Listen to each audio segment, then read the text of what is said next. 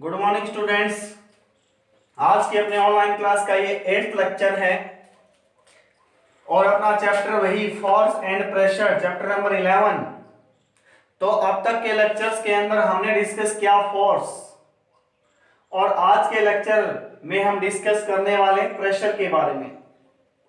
तो students, daily life में आपने सुना होगा कि जो स्टॉर्म होता है या साइक्लोन होता है उसके दौरान जो छप्पर वगैरह होते हैं या रूफ होती हैं, वो रूफ क्या होती हैं, ब्लो अप हो जाती हैं, मतलब उड़ जाती हैं।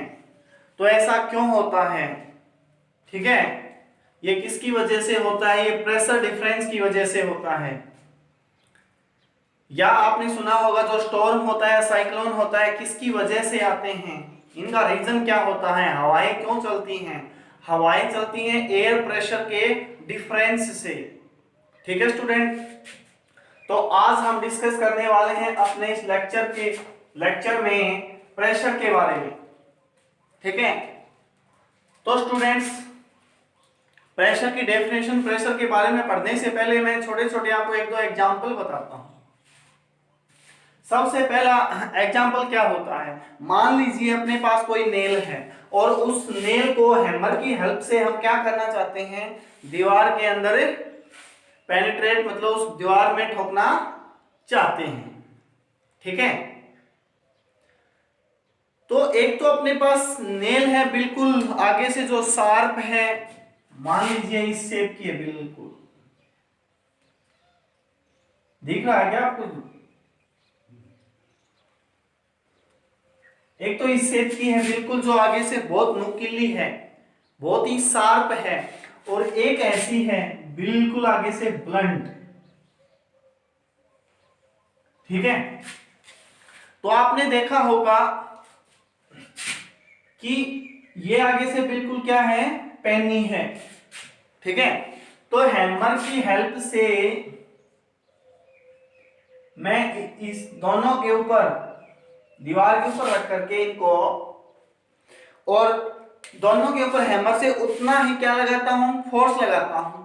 ठीक है, तो जो पॉइंटेड, जो बिल्कुल शार्प वाली नेल है, वो तो वॉल के अंदर आसानी से चली जाती है, लेकिन जो आगे से ब्लंट है या जो आगे से शार्प नहीं है, वो क्या होती है?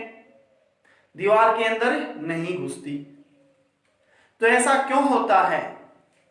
तो यहां पर किसका कंसेप्ट है ना? पॉइंटेड जो नेल है वो तो इजीली दीवार के अंदर चली जाती है, लेकिन जो ब्लंट नेल है वो दीवार के अंदर नहीं जाती है। इसका रीजन क्या है? इसका रीजन है इसकी जो आगे का जो एरिया है, वो एरिया इसका रीजन है। क्योंकि जो बिल्कुल नुकीली जो अपने नेल है, उसका आगे का जो आप एरिया देखेंगे वो एरिया बहुत कम। ठीक है, और इसका आगे का जो एरिया है, मान लीजिए इसका आगे का एरिया है इतना, और इसका आगे का एरिया बिल्कुल लाइक ए पॉइंट। तो एरिया कौन सा ज्यादा है? ये वाला एरिया ज्यादा है, ये वाला एरिया कम है। ठीक है, तो जहां पर एरिया कम होगा वहां क्या होता है? प्रेशर ज्यादा होता है।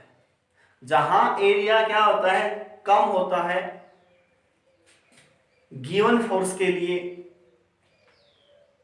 वहां क्या होता है? प्रेशर ज्यादा होता है। तो यहां जो अपनी पॉइंटेड जो शार्प नेल है, उस केस में क्या होता है? एरिया कम है, इसलिए वहां प्रेशर क्या होगा? ज्यादा होगा। इसलिए क्या होता है? वो दीवार के अंदर, वॉल के अंदर इजीली चली जाती है। लेकिन इस वाले केस में क्या है? एरिया कम है, इसलिए ये दीवार के अंदर इजीली नहीं जाती। दूसरा एक और एग्जांपल मैं आपको बताता हूं। मान लीजिए हमें क्या करना है? सब्जी काटनी है। तो हमारे पास दो चाकू हैं, एक तो बिल्कुल शार्प चाकू है, शार्प का मतलब तेज धार वाला चाकू, और एक है ब्लंट। ब्लंट मतलब जो तेज धार वाला नहीं है। तो आप देखेंगे जो शार्प चाकू है वो इजीली सब्जी को क्या कर देता है? काट देता है। लेकिन जो ब्लंट चाकू है, ब्लंट नाइफ है, उतने ही फोर्स अगर हम ब्लंट के ऊपर लगाते हैं तो वो इजीली सब्जी को नहीं काटता। तो ऐसा क्यों है? ऐसा इसलिए है कि जो शार्प चाकू है वहां उसका जो आगे का जो एरिया हम देखेंगे बिल्कुल धारदार है, नुकीला है, वहां पे एरिया क्या रहेगा, कम रहेगा। और जो ब्लंट चाकू है उसके आगे का एरिया क्या रहेगा, ज्यादा रहेगा। तो जहां एरिया कम रहेगा वहां पे प्रेशर ज्यादा रहेगा, और जहां पर एरिया ज्यादा रहेगा वहां प्रेशर कम रहेगा। ठीक है, तो शार्प चाकू के केस में प्रेशर बढ़ जाएगा क्योंकि एरिया कम है, इसलिए वो इजीली सब्जी को काट देगा। लेकिन जहां एरिया ज्यादा है, किस केस में, ब्लंट चाकू के केस में, वहां क्या है, प्रेशर कम रहेगा, इसलिए वो सब्जी को नहीं काट पाएगा।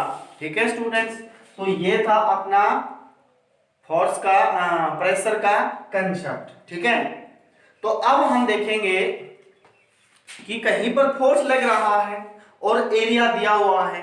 ठीक है ना, तो दिए हुए एरिया के लिए, मतलब गिवन एरिया के लिए और गिवन फोर्स के लिए प्रेशर कितना होता है।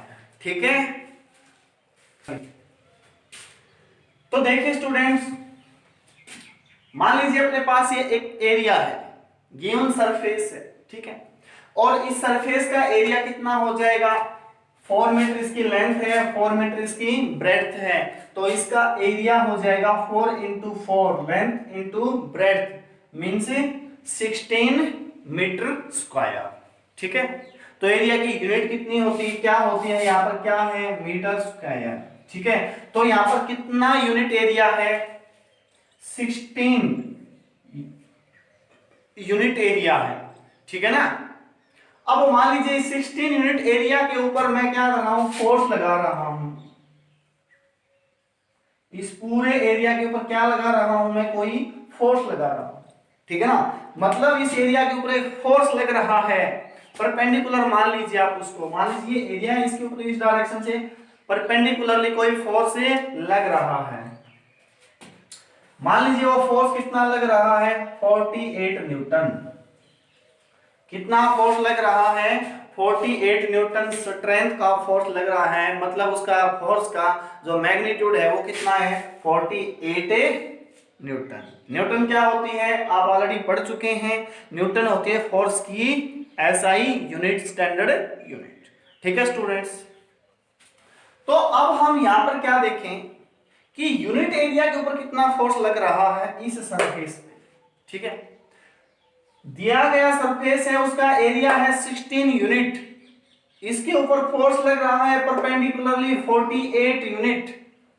ठीक है, तो अब हम क्या देखने वाले हैं, अब हम ये देखने वाले हैं कि इस एरिया पर या इस एरिया के 16 यूनिट के ऊपर ये फोर्स लग रहा है, तो 1 यूनिट के ऊपर कितना फोर्स लगेगा। ठीक है स्टूडेंट्स, तो अपना वही यूनिटरी मेथड कि 16 यूनिट के ऊपर लग रहा है 48 न्यूटन फोर्स, तो एक यूनिट एरिया के ऊपर कितना फोर्स लगेगा, मतलब टोटल फोर्स को जो टोटल एरिया की यूनिट है उनसे हम क्या कर देंगे, डिवाइड कर देंगे। ठीक है, तो क्या हो जाएगा, इस एरिया के या इस सरफेस के यूनिट एरिया पर कितना फोर्स लग रहा है, 3 न्यूटन। कितना लग रहा है, 3 न्यूटन। ठीक है ना, तो यही अपना क्या होता है, प्रेशर होता है। किसी सरफेस के यूनिट एरिया पर लगने वाला जो फोर्स होता है उसे हम क्या कहेंगे, प्रेशर कहेंगे। क्या कहेंगे, किसी सरफेस के यूनिट एरिया पर लगने वाला फोर्स क्या होता है, प्रेशर होता है। ठीक है, दूसरा एग्जांपल ले लेते हैं, मान लीजिए ये व्हाइट बोर्ड है, इस व्हाइट बोर्ड का इन जर्नल एरिया है for example S metre square. इस व्हाइट बोर्ड का टोटल एरिया कितना है, एस मीटर स्क्वायर, मतलब एरिया की कितनी यूनिट आ गई, एस यूनिट। ठीक है, और इन जर्नल इस व्हाइट बोर्ड के ऊपर फॉर एग्जांपल मैं इस डायरेक्शन से परपेंडिकुलरली इसको अगर पुश करता हूं तो इसके ऊपर जो फोर्स लग रहा है वो फोर्स मान लीजिए कितना लग रहा है, एफ है न्यूटन। कितना लग रहा है, एफ न्यूटन। तो अगर मैं इसके ऊपर प्रेशर निकालना चाहूं तो प्रेशर किसके बराबर आ जाएगा, मैं ये देखूंगा इस सरफेस के यूनिट एरिया के ऊपर कितना फोर्स लग रहा है। तो वो निकालने के लिए टोटल एरिया के ऊपर कितना फोर्स लग रहा है, F, टोटल एरिया कितना है, S है, ठीक है। तो इस के ऊपर लगने वाला जो प्रेशर हो जाएगा वो प्रेशर हो जाएगा फोर्स अपॉन एरिया, न्यूटन पर मीटर स्क्वायर, ठीक है स्टूडेंट्स। तो इन जनरल अगर हम फोर्स प्रेशर की डेफिनेशन लिखना चाहें तो वो क्या हो जाएगी, force acting on a unit area of a surface, मतलब किसी सरफेस के यूनिट एरिया के ऊपर कितना फोर्स लग रहा है, इज कॉल्ड ए प्रेशर, ठीक है स्टूडेंट्स। दूसरा अगर इसी डेफिनेशन को अदर वर्ड्स में अगर हम बोलना चाहें तो वो क्या हो जाएगी, force per unit area is called pressure, मतलब यूनिट एरिया के ऊपर लगने वाला जो फोर्स होता है उसे क्या बोलते हैं, हम प्रेशर बोलते हैं, ठीक है स्टूडेंट्स। तो इसका अगर फॉर्मूला हम लिखना चाहें तो ये हमने पढ़ा था, प्रेशर क्या होता है, प्रेशर होता है फोर्स पर यूनिट एरिया। मान लीजिए किसी सरफेस के ऊपर टोटल फोर्स कितना लग रहा है, ये उस सरफेस का टोटल एरिया है, मान लीजिए ये, ठीक है। या जो हमने एग्जांपल लिया था कितना था, फोर्स था 48 न्यूटन और एरिया कितना था 16 मीटर स्क्वायर, ठीक है ना। तो उसका हमने यूनिट एरिया का फोर्स निकालने के लिए, मतलब यूनिट एरिया पर लगने वाला जो फोर्स है उसको निकालने में क्या क्या था, टोटल फोर्स को टोटल एरिया से डिवाइड कर दिया था। तो इसका अगर हम फॉर्मूला लिखना चाहें तो इसका फॉर्मूला क्या हो जाएगा, हमारे पास जो फोर्स दे रखा है उस फोर्स को हम डिवाइड कर देंगे किससे, एरिया से, कौन से एरिया से, जिस एरिया के ऊपर ये फोर्स परपेंडिकुलरली लग रहा है, ठीक है।